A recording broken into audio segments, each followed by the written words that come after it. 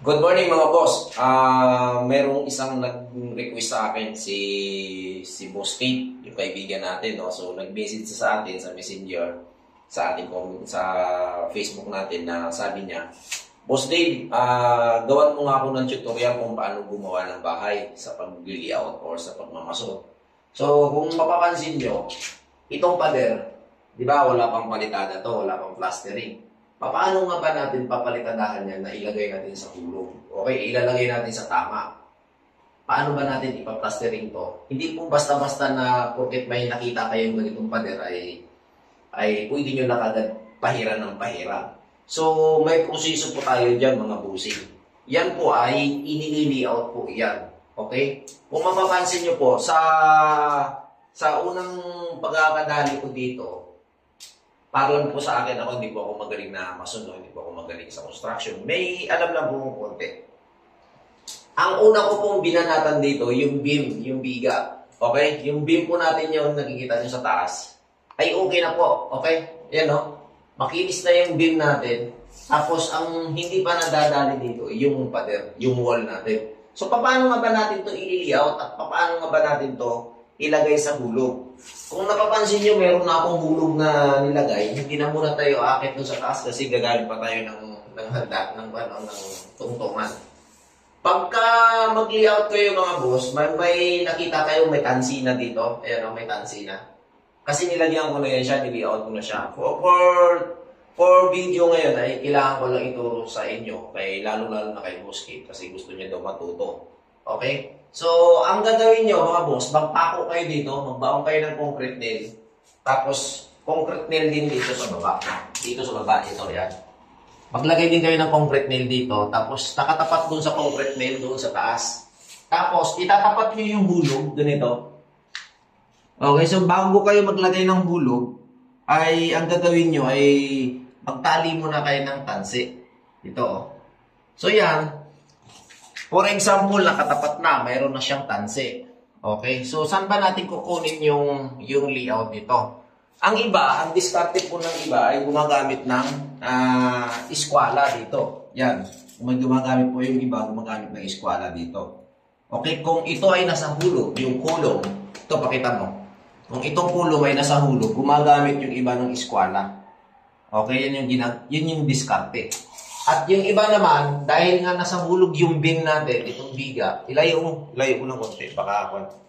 Okay? Dahil nga nasa hulog naman itong beam natin, okay na ito. Dito ka nalang kukuha ng sukat sa nosing. Kung may nakikita kayo, mayroong nosing dyan, sukatan nyo lang, kuha kayo ng, for example, kung alin yung pinakamanipis dito, una-una, sisilipin nyo rin yung pader. Yung pader mga boss, sisilipin nyo rin kung nakatumba ba, kung alin yung nakatumba diyan. Lagi nyong titingnan yung pader, sisilipin nyo kung saan parte yung nakatumba o yung umbok. Doon kayo kukuha sa pinakamanipis. Okay? Tapos, ang gagawin nyo, sukatin nyo to ng, for example, sukatan nyo ng 1 o kaya 2 ang nosing. Tapos dulo, ganoon din. Doon sa dulo. Yung dulo na yan. So, dito muna tayo sa isang dulo na ito. O, kumuha ako dito, nag-marker ako dito, sumukat ako ng 3 cm. Tapos, yun yung dinala ko papunta dun sa baba. Hinulugan ko.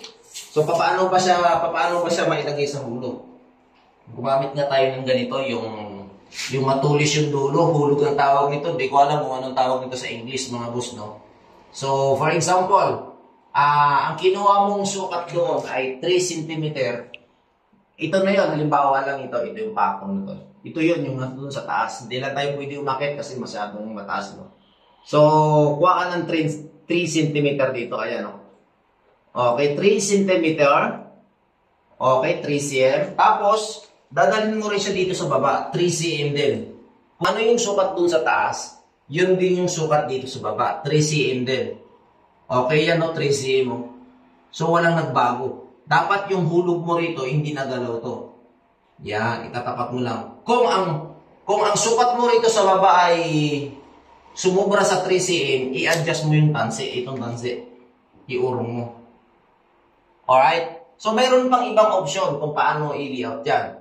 Ang iba, mga boss, ilayo mo na konti. Kasi, sa mga building, mga busing, bawat bawat flooring may mga pitik yan. Ito. May mga sa bawat building sa building kasi tayo nasa residential naman tayo, mga bahay-bahay lang. Wala tayong puntos dito. Pero sa building, mga boss, may mga pitik yan sila. Yan, may mga guhit yan naka-eskwala, katulad niyan. Bawat pader, may mga guhit yan. So yun ang sa plano sa mga engineer sa building. Yan ang sinusunod. For example, 50. Yun yung ilalagay mo dito sa 50, itong tansi na to. Yan, okay? Nasa 50 cm. So dapat nakalagay yan sa hulog. Yun yung dadalhin mo hanggang dun sa taas. So ganun ang diskarte pag nag-layout ka ng mga pader, okay?